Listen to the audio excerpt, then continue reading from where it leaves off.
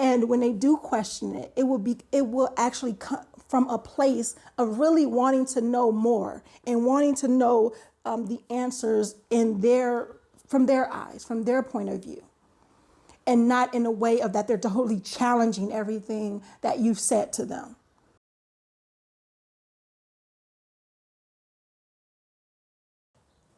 Assalamu alaikum, peace. It's your Coach Nyla, one of the co-founders of Outstanding Muslim Parents.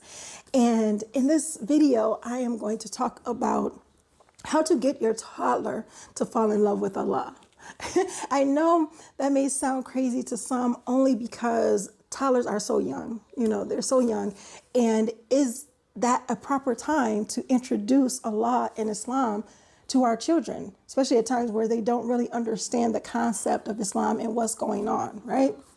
However, it's one of the best times to introduce Islam as well as Allah to our children, because as they grow older, they start to develop this bond and this connection with Islam and this connection and this bond with Allah, because they see those things around them. They see the beauty of it around them. And the only way they can actually do that is through watching us and listening to the things that are around them and that's around them. So whether we know it or not, or whether we believe this or not, our children, their minds are shaped from a very young age. Whether we think they can understand what's going on or not, they do. And it starts to shape what they believe and how they think and how they behave as they get older.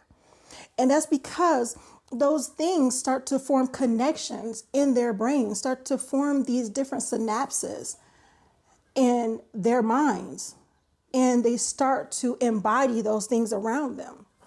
So if we're leading by example, like we should as the coach and as a celebrity, because they start to see what we do and they're very observant and start to mimic what we do, then we need to utilize that for the greater good and to the best of our ability by having them watch us pray, singing nasheed to our children before they go to bed or before they take a nap or just any time of the day, or playing nasheed through the house or playing Quran throughout the house, and walking with your children in nature and letting them know that Allah created all of this beauty that's in front of us, that we get to experience and enjoy, that Allah is al-Razaq, the one who provides for us, that Allah is al-Khaliq, the one who created all of this beauty. So one of the things I did with my children during the month of Ramadan, and we still just do it consistently, but one of the activities I had for them through the month of Ramadan was to find different things that related to the beautiful names of Allah subhanahu wa ta'ala. So when we went outside and found leaves or flowers or things like that, we understood that Allah created that. So we associated that with al-Khaliq, the creator. And when we were making food, we got the different things, the ingredients to make this food, and associated it with Allah being the provider, al-Razaq. So it's just a beautiful thing to teach these children. And mind you, my youngest is 4 years old. Now, he may not totally understand the concept of it, but if this is consistent throughout his life and throughout our children's lives, they'll be able to build this bond and this connectedness with Allah, as well as with Islam, and they understand the beauty of it.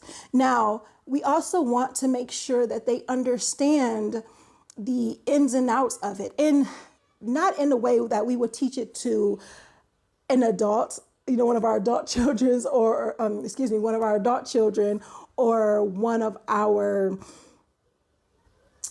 teenage children, or even school-age children. We won't do it quite that way. I actually like to use help teaching tools, things as far as that, like One for Kids. I love One for Kids.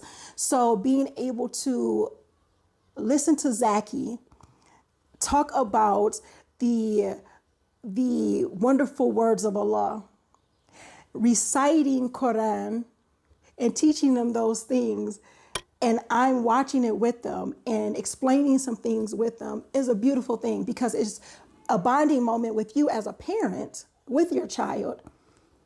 And it gives them that connection to this beauty of Islam, that when I was growing up and I was learning about Islam and I was learning about Allah, I was learning with my parents. They were sitting with me. They didn't just throw something on in front of me or told me to do this and then went about their merry way. They were with me every step of the way. I remember a young sister was talking about her experiences or her memories of Eid with her mom, and these beautiful moments that she shared with her mom during Eid, which they used to make things in the kitchen and prepare food for the family. And that's something that she holds so dear to her. And she's an older woman, and she holds that still so dear from when she was a child. So being able to be there for your children, answer their questions, show them new things, and associating that with the beauty of Islam and the beauty of Allah subhanahu wa ta'ala, and just realizing or helping them to realize that we are created by the Most High, and that if we have any questions, problems, concerns, we can go to Allah. Just all these beautiful things that we can tell our toddlers.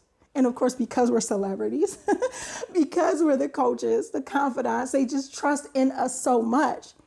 That's the best time to utilize those tools in teaching them, because they're going to believe the things that we say. Not that we want to just feed them just whatever random information.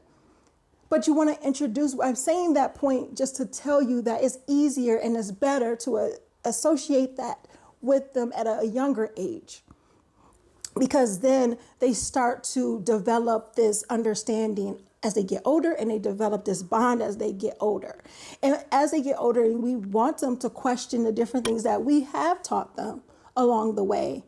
But the thing is, because we were so sincere in it, and because we showed them by example and all these beautiful things that came from it, they will still have that beauty in their heart for it, inshallah. And when they do question it, it will actually come from a place of really wanting to know more and wanting to know the answers from their eyes, from their point of view, and not in a way of that they're totally challenging everything that you've said to them, because you introduced it in a beautiful, kind, caring way, and you were with them every step of the way.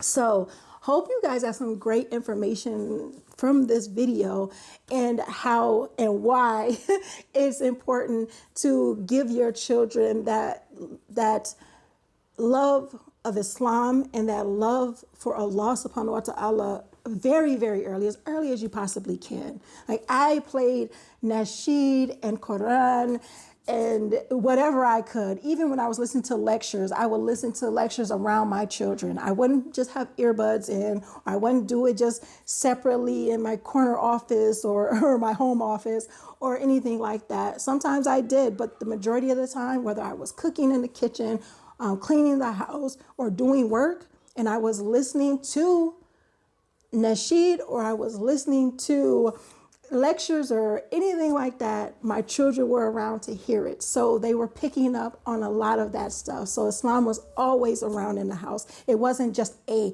Islamic lesson. So when you do those things just as a normal way of life, it becomes a normal way of life for your child.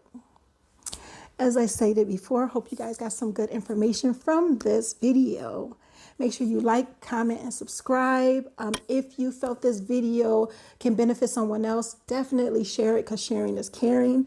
And until next time, make sure you are growing intentionally, loving fearlessly, and connecting on a higher level every single day. It's your coach, Coach Nyla, with Outstanding Muslim Parents. And inshallah, I will see you in the next video. Assalamu alaikum. Peace. Assalamu alaikum. Peace. I'm Coach Nadir. And I'm Coach Fatima. And I'm Coach Nyla. And we are the founders of Outstanding Muslim Parents. I want to introduce you to something that you may be interested in because you seem like a proactive parent already just by the video we interrupted. All right, and that's called the OMP Inner Circle. That's where we all train deep dive into parenting. So whether that's the first stage of children up to 7 years old, or 8 to preteen in the second stage, or of course the teenagers and young adults in the third stage, we deep dive with the 3 C's as well as the 3 E's.